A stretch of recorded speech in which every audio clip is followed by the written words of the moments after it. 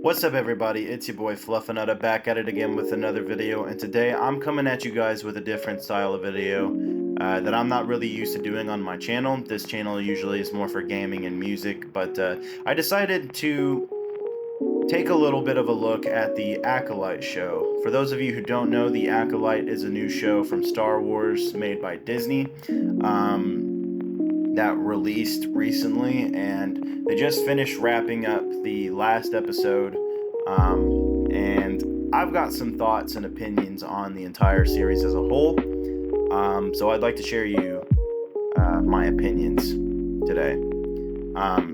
So let's just get into it. So the Acolyte. To me, the Acolyte is a very disgraceful and distasteful show. It does nothing but bad in total to the reputation of Star Wars as a whole. It doesn't stay true to a lot of the lore, but not only that, the biggest flaw, every episode until the last episode feels like filler, or maybe not necessarily filler, but like conveniently certain things happen to help progress the plot along, and nothing actually feels of any substance until the last episode. Like, that last episode feels the most weighty. You feel engaged the entire time. You're not like just having something on in the background and like nothing more. Like, you're engaged throughout the entire thing, not just because of the fight scenes, but the dialogue itself is actually the best out of the entire show. Throughout the other episodes, you kind of get the sense that the dialogue is choppy all over the place. Their conversations get abrupted way like a lot more often than you would think. You don't really have a specific idea on the characters' motivations throughout the entirety of the show.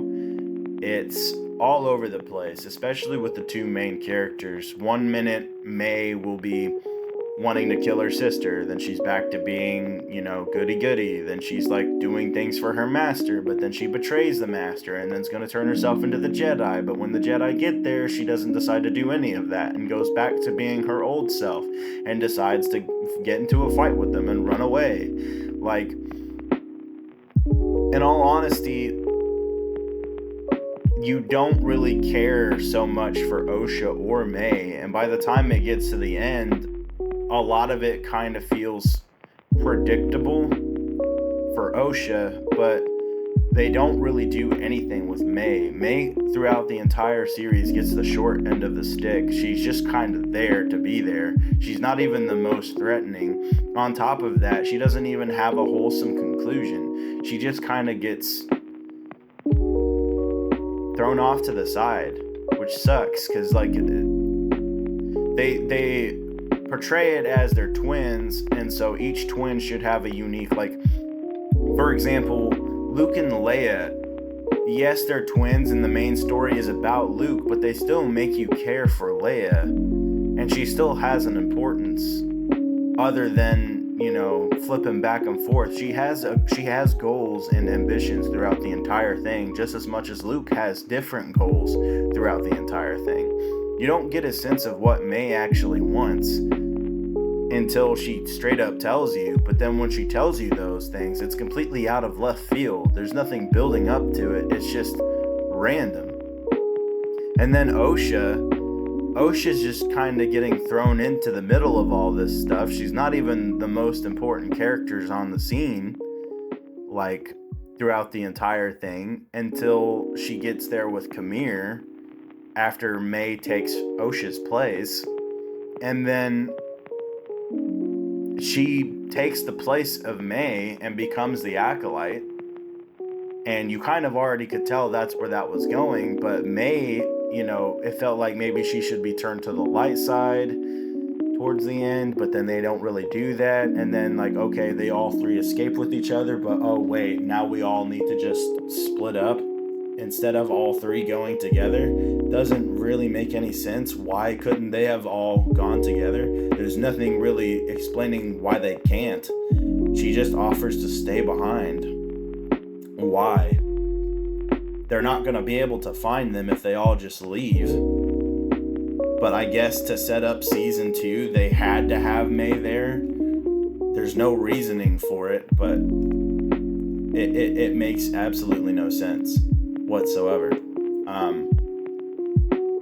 But yeah, overall, the dialogue through each episode ends abruptly, and they try to portray Soul as the bad guy through a lot of it, but the way they do the episodes, it's out of chronological order, and you get more of an impact for Soul, and you're supposed to care for Soul, I think, and it's supposed to be a plot twist of betrayal, but the way it's written, you don't get that sense. It doesn't feel, I don't know, what's the word?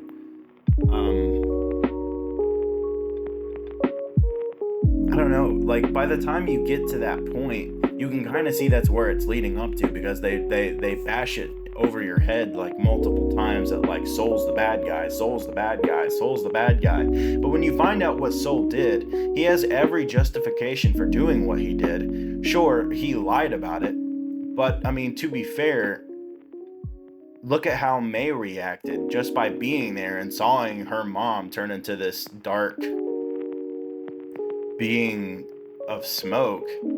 And he sees that and sees her start to disintegrate May into that same kind of smoke. And he's like, okay, obvious threat here. Need to just take it out. Just for her to be like, oh, by the way, I was going to let Osha go. Like, what? Why would you write it like that? Why would you not have the Jedi more confrontational? And I can tell you why. It's because the Jedi aren't like that. The Jedi were written how someone from the dark side would be, and they try to portray Soul as using his emotions, and that's why he does the things that he does. He acts purely off of instinct and emotion rather than just calling on the Force. But I would argue that the entire time Soul is using nothing but the Force, and that everyone else is using their emotions, because time and time again, these other characters like Torben, Indara, Cal Naka doesn't really do anything than hold a metal detector. Yord, Jeki doesn't really do her emotions until she's fighting Kamir. But they're all victim to this. Even Venestra, Kayadi-Mundi shouldn't even be here, so he's not even going to be mentioned. But all of the Jedi that are in focus that we see and have an importance to the story all act off of emotions, but they all choose to blame Soul and point out Soul's emotions rather than their own. And it gets to a point where it's kind of like you feel bad for Soul because of this, and the way they portray it, it's like, I get that's what they're trying to do, but the way it's written, it comes across with the opposite effect. It doesn't do what they're intending it to do. Same with showing the witches as being these good moms and stuff, but the entire time they're gaslighting Osha, who really doesn't want to do the ascension. And that's another thing. Another reason is that he takes her away and all this stuff happens. Soul does nothing else than kill the main mom. And that's only because she turns into a black, smoke force thing. And I don't even want to try to explain how that all works, but she turns into this big thing of black smoke and disintegrates May. May literally sets fire to the entire place. And then the Zebrak mom, the one with the horns and stuff that looks like related to Darth Maul, his species, she's entirely trying to get violent with the Jedi. The Jedi are coming peacefully. They're not doing anything other than, they climbed a wall. Big fucking deal. They're not initiating war. They really wanted to just know whether or not they could take Osha. But I mean, I guess he wanted to take May too, which is fucking weird. Why do they need both daughters? Why can't he just take Osha? I don't get it. Especially since in episode 1 where they get Anakin, they argue we can't train him. But then they look at his midichlorian count and he might be made from the Force. So, maybe we should actually train him.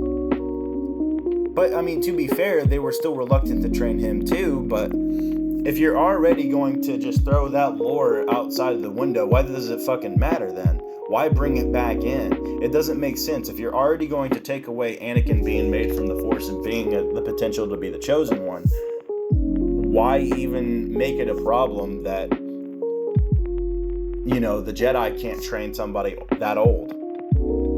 Why not?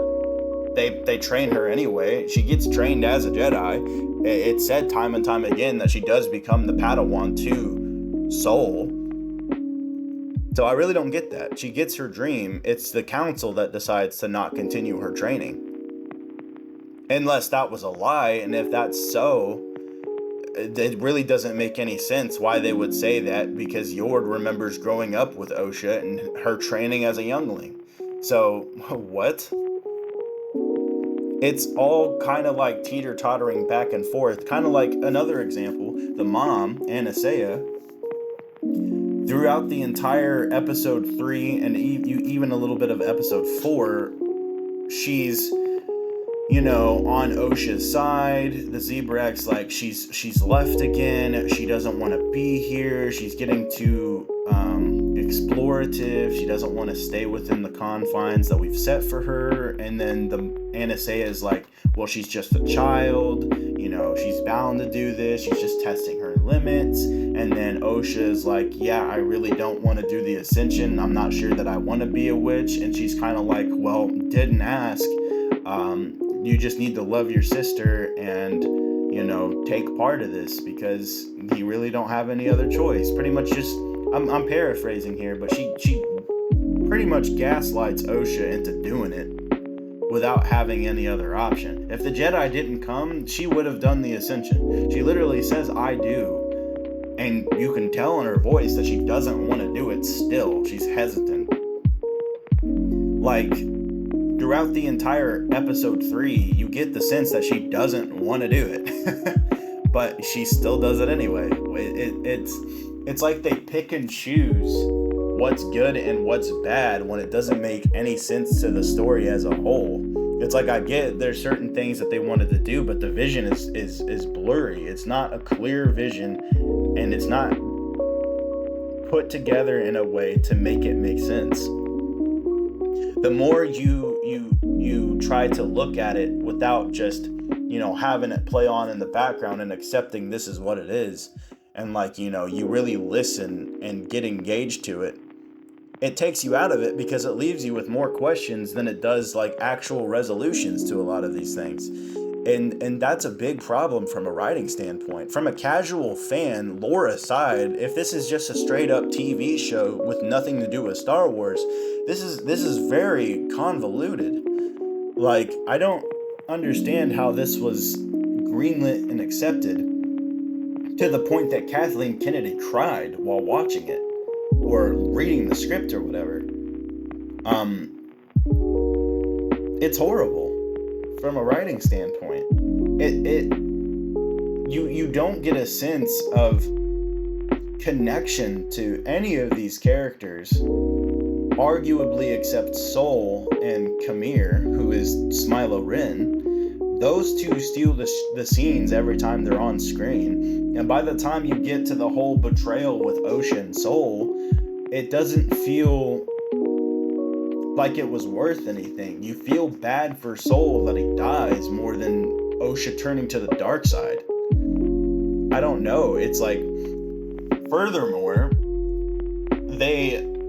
they try to negate this by throwing in characters that doesn't make sense for them to be there. Like, I get you wanted to add Plagueis in there and show off Plagueis. Why wasn't Plagueis the senator that comes in to investigate the Jedi? Because he's a well-known figure. He's not some creepy dude hiding in a cave. He only does that for the fucking beginning of the prologue to the Darth Plagueis book, because he killed his master and is stuck on the planet because their ship fucking gets destroyed because they're in a cave. That's the only time he's in a cave. The rest of it, he's trying to escape the planet, fucking becomes a badass, goes back to doing his banking shit because he's a galactic banker, and he's a big figure in the Republic. He doesn't hide himself. That's how Palpatine learns how to hide in plain sight. He learned it from Plagueis. Plagueis taught him how to do it. It doesn't make any sort of sense. The way they just throw him in there just to be like, oh shit, you remember Plagueis? Yeah, that's him, dude. And furthermore, Leslie Headland went on to say that, they wanted to get him right and they focused on his hand. Well, I'm sorry, but his hand blends into the wall. If you were going to make him at least stand out, why have his hand blend into the wall?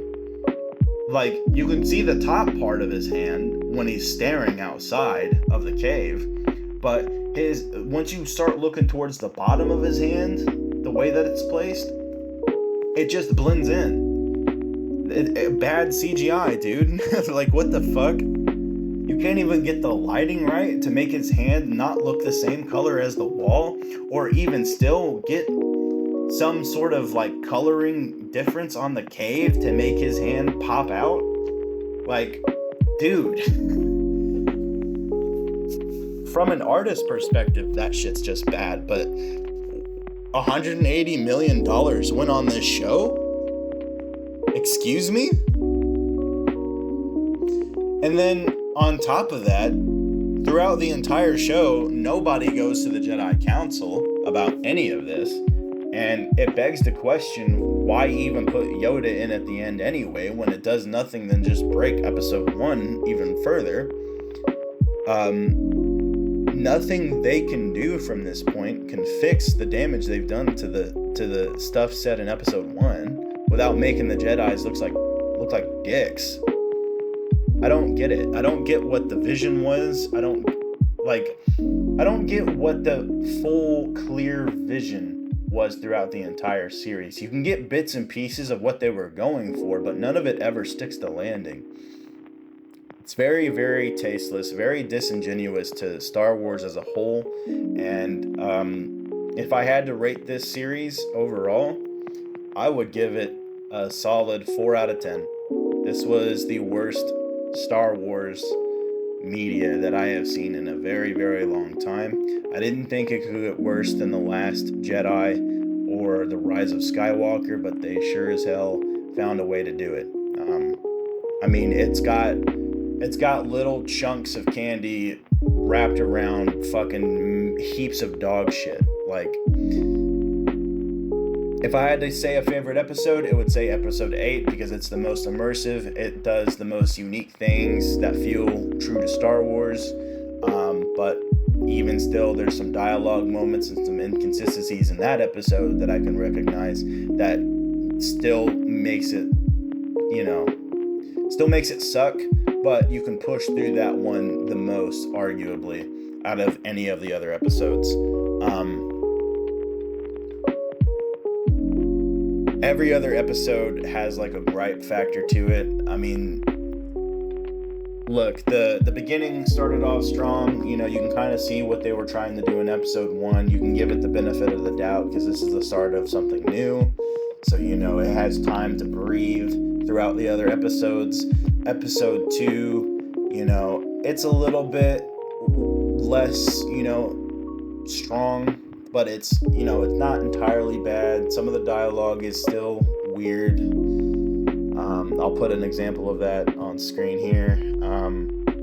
Then you move on to episode 3, which really should have been episode 1 because it gives you a better understanding of who these characters are. There should have been mixes of both. It should have went and teetered back and forth between the witches and then the Jedi, and then back to the witches, and then ended off that way and do a similar thing for episode 4, which reveals what actually happened. If they were going to just have a flashback in the middle, and then the rest of the show should have been spent, finding out from the present day to really build up. Having another flashback in episode 7 makes absolutely zero sense. I mean, it kind of makes sense that this would be like Soul explaining what happened, but you don't really feel that way. It takes you out of it. It really does. Episode 8, if you watch that standalone, you can kind of get a basic idea. A lot of this could have just been summed down into like a 2 hour, maybe even an hour and a half movie. But all the good moments are less than that when you count them all up. The bad outweighs the good, unfortunately, with this show.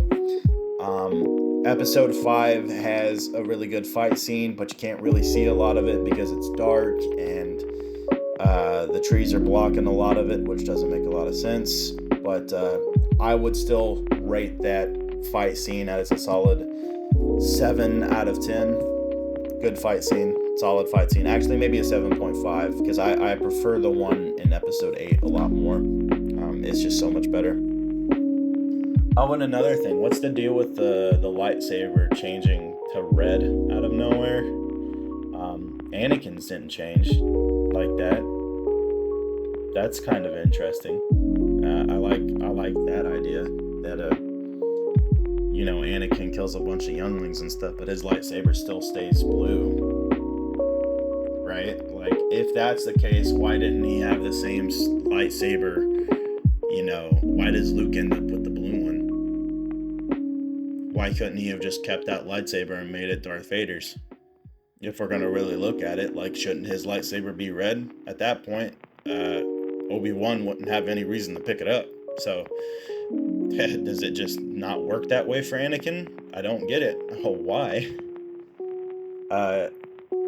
Weird. Very, very weird. I guess you can make the argument that his robot hand stops that, but in reality, that's nonsense because he's still able to use the Force with that hand. Very interesting the way they go about things. They really don't think things through. And in the credits, they list Pablo Hidalgo as the lore master, or the person they went to for the lore. Really, really interesting why they didn't choose Dave Filoni. Dave Filoni knows his shit. I hope Dave didn't really have a lot of hand in this show. I hope that he was the one trying to keep them in check as much as possible. But at this point, I don't even blame Leslie. She was kind of able to run free with whatever she wanted without being checked. Like, it's one thing to have a vision for what you wanted to do. It's another thing to have that vision be not checked to make sure you're doing something good within the series you're doing that thing for. They really did a piss poor job of keeping her in line to what Star Wars is and what she's able to do with that. Because you could have done it in a way to where it would still feel good as a Star Wars show. You really didn't need Plagueis or Yoda in there. It really should have been a standalone thing. That was the main thing going for it, was that these were all new characters and anything could happen. Yes, it's way closer to the Phantom Menace than they would like to let you believe. But she should have been kept in line to what's able to happen in Star Wars and what really shouldn't. She had some ideas that were pretty good, but overall, I think it's a bad look for Pablo Hidalgo for being the lore guy, because if that's the case, he really doesn't know his Star Wars. He knows Disney Star Wars, and I think that would make sense as to why he's there and not Dave. Really, really big L, in my opinion. Let me know what you guys.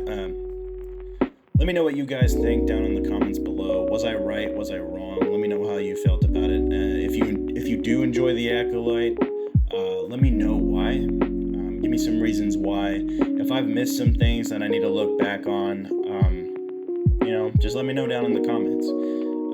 Start a discussion amongst your fellow peers and with me, and we can talk about it. But hopefully you guys did like this review. I'll try to do some more reviews if you guys enjoy them on stuff that I like. And be sure to check out my Star Wars channel. I will be doing a full breakdown and review of the series from a lore perspective rather than a casual standpoint from the story side of things.